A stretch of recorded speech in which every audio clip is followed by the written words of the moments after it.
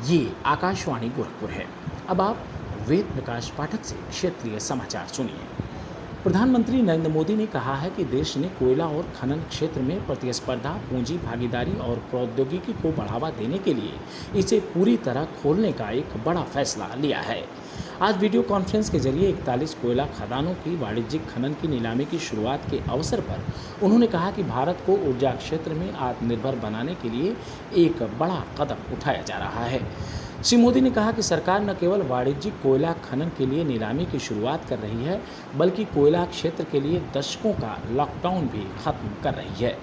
प्रधानमंत्री ने कहा कि निजी क्षेत्र को कोयले के लिए वाणिज्यिक खनन की अनुमति देकर दुनिया के चौथे सबसे बड़े कोयला भंडार वाले देश के संसाधनों को नियंत्रण मुक्त किया जा रहा है। श्री मोदी ने कहा कि यह विडंबना है कि भारत कोयला भंडार की दृष्टि से दुनिया का चौथा और उत्पादन की दृष्टि से दूसरा सबसे बड़ा देश होने का बावजूद कोयले का दूसरा सबसे बड़ा आयातक देश बना हुआ है।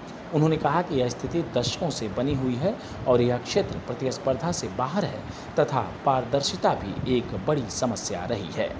प्रधानमंत्री ने कहा कि पूर्वी तथा मध्य भारत और इस जनजातीय क्षेत्र को विकास का आधारभूत ढांचा बनाने के लिए कोयला क्षेत्र में सुधार एक महत्वपूर्ण कदम है। श्री मोदी ने कहा कि देश में 16 ऐसे ज़िले हैं जहां कोयले के विशाल भंडार हैं, लेकिन स्थानीय लोगों को इनसे पर्याप्त फायदा नहीं हुआ है। श्री मोदी ने कहा कि कोयला क्षेत्र में सुधार और निवेश से गरीबों और जनजातीय लोगों का जीवन सुगम बनाने में बड़ी भूमिका होगी। प्रधानमंत्री ने कहा कि वाणिज्यिक कोयला खंड की नीलामी से उद्योगों को भी लाभ होगा। उन्होंने कहा कि इससे नए संसाधन खुलेंगे और राज्यों को अधिक राजस्व प्राप्त होगा तथा रोजगार के अवसर भी बढ़ेंगे। प्रधानमंत्री ने कहा कि भारत कोविड महामारी से निपटने और इस संकट को अवसर में बदलने में कामयाब रहेगा। श्री मोदी ने कहा कि सभी संकेत दर्शाते हैं कि भारतीय अर्थव्यवस्था फिर से तेजी से आगे बढ़ने के लिए तैयार है। मुख्यमंत्री योगी आदित्यनाथ ने प्रदेश के कोविड अस्पतालों में इस माह के अंत तक बेड की संख्या को बढ़ाकर 1.5 लाख करने के निर्देश दिए हैं। उन्होंने 20 जून तक कोरोना की जांच क्षमता को बढ़ाकर 20,000 टेस्ट प्रतिदिन किए जाने के लिए प्रभावी प्रयास करने के भी निर्देश दिए। मुख्यमंत्री आज लखनऊ में लोक भवन में एक उच्च स्तरीय बैठक में अनलॉक व्यवस्था की समीक्षा कर रहे थे। उन्होंने कहा कि कोरोना से घबराने की नहीं बल्कि सावधान रहने की आवश्यकता है। श्री योगी ने कहा कि यह सुनिश्चित किया जाए कि बिना मास्क कोई बाहर न निकले, सोशल डिस्टेंसिंग का हर हाल में पालन हो। उन्होंने कंटेनमेंट जोन में पूरी सख्ती बरतने के निर्देश दिए हैं। साथ ही यह भी सुनिश्चित करने को कहा है कि इन क्षेत्रों में लोगों को आवश्यक सामग्री की उपलब्धता में कोई असुविधा न हो।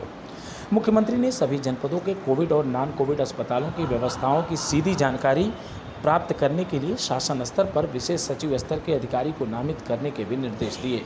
उन्होंने अस्पतालों में कोविड हेल्प डेस्क बनाने के निर्देश देते हुए कहा कि इसके माध्यम से कोविड-19 से बचाव और इसके उपचार संबंधी जानकारी प्रदान की जाए।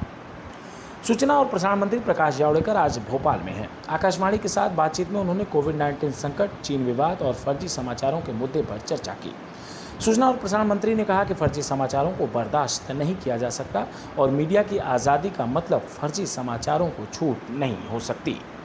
आजादी का मतलब फेक न्यूज नहीं होता और फेक न्यूज नहीं होनी चाहिए और हम खंडन करते हैं। आपने भी पीआईबी ने यहाँ शुरू किया है, हमारे सभी स्टेट के पीआईबीज भी शुरू करेंगे और केंद्र में भी हमने पीआईबी फैक्ट चेक यूनिट लगाया है, तो उसका परिणाम अच्छा है। लोगों को सही जानकारी मिलना ये उनका हक है और कोई झूठ फैलाने की कोशिश करता है तो दोनों का पर्दाफाश होगा, ये वो निश्चित समझे। प्रधानमंत्री नरेंद्र मोदी ने इस माह के मन की बात कार्यक्रम के लिए लोगों से अपने विचार भेजने को कहा है। श्री मोदी ने एक ट्वीट में कहा कि मन की बात एक सशक्त मंच है जो 130 करोड़ भारतीयों की क्षमता प्रदर्शित करता है। उन्होंने कहा कि कार्यक्रम के प्रसारण में अभी 2 सप्ताह है, लेकिन लोग अपने विचार टोल फ्री नंबर 1800-117800 पर रिकॉर्ड करा सकते हैं और नमो ऐप पर भी भेज सकते हैं। देश में कोविड-19 से स्वस्थ होने वालों की दर लगभग 53% हो गई है। अब तक करीब 1,94,000 संक्रमित रोगी ठीक हो चुके हैं। पिछले 24 घंटों के दौरान 7,390 लोग ठीक हुए।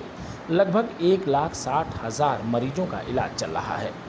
केंद्रीय स्वास्थ्य और परिवार कल्याण मंत्रालय ने बताया कि पिछले 24 घंटों के दौरान कोरोना के 12,881 नए मामले सामने आने के बाद कुल संक्रमितों की संख्या लगभग 3,67,000 हो गई है। पिछले 24 घंटों में इस वायरस से 334 मरीजों की मृत्यु हुई है। इसके साथ ही मृतकों का आंकड़ा 12,237 पर पहुंच गया है। मृत्यु दर 3.33% हो गई है। इसके साथ ही क्षेत्रीय समाचारों का बुलेटिन संपन्न हुआ। नमस्कार।